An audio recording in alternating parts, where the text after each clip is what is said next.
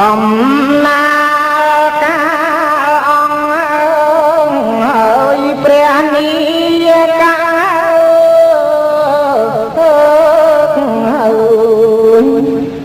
ស្ដេចទ្វេតុការៈក្នុងព្រឹត្តិការណ៍ក្នុងព្រៃឧរវេស្រុកគៀងយីនិរញ្ញជារៀងមហាអ្នកទីជាស្ទឹងជន់ចាស់ពីបុរាណ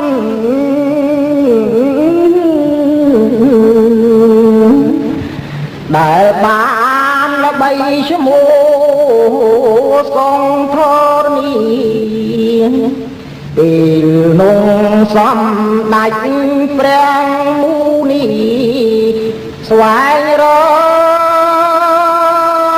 កពិធីពុទ្ធញាណ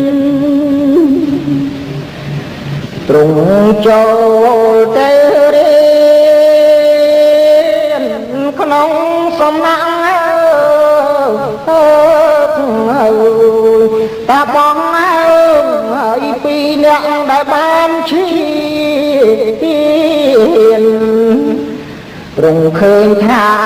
រកសារំគ្មានទ្រង់ឈប់សមាទាន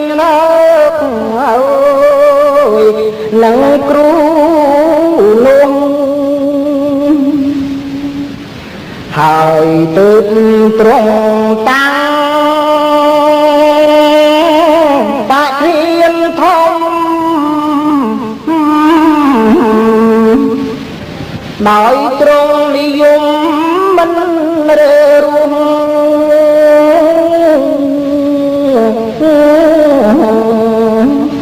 ទ្រង់តាំងធាយាមក្នុងទីនោះ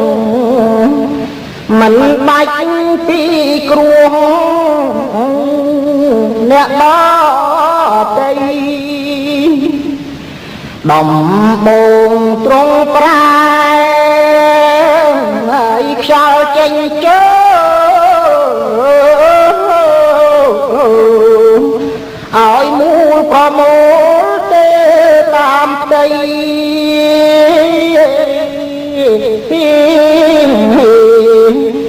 លងខ្យល់នោះជ្រួលរំ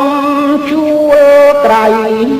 ខ្សាត់ថ្លៃអើយទេខ្សៃអើយព្រះជន្មនីទើបទ្រង់បងវាយអាសាតាំងព្រមទាំងបាសាសង្វាតា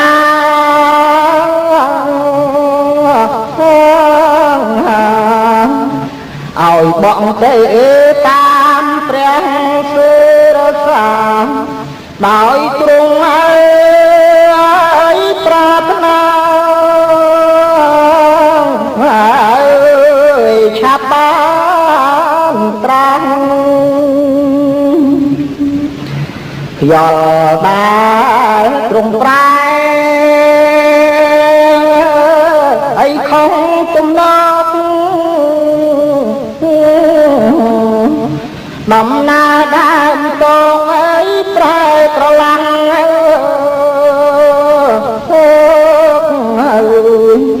ព្រោះខំដំណើរទំនងចាំងខ្យល់ប្រាំងឲ្យក៏តឹងរង្កាយយ៉ាទ្រង់បានជាប្រែខ្យល់ដូចឆ្នាំង ដោយទ្រង់គិតរៀងជ្រួងដំរាព្រោះចង់បានត្រាយឆាប់ណាជាព្រះអើយសាស្តាអើយដល់ខ្សែខ្សានក្រោយនឹងទ្រង់គិតថាអាត្មា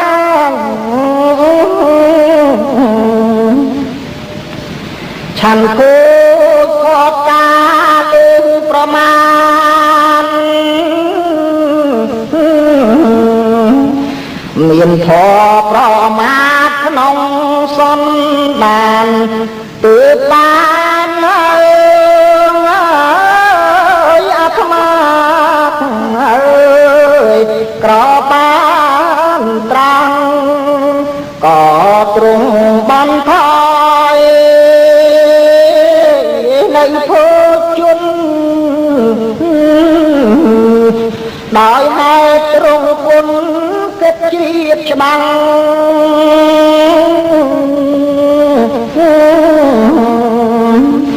ថាហេតុអាហារប្រាកដណាស់បានជាក្រប្រាំងអូតាមពោធិព្រះលោកកានេទ្រង់ឆ្វេងយល់វិលវល់ប្រតិយ័យកៃវងវី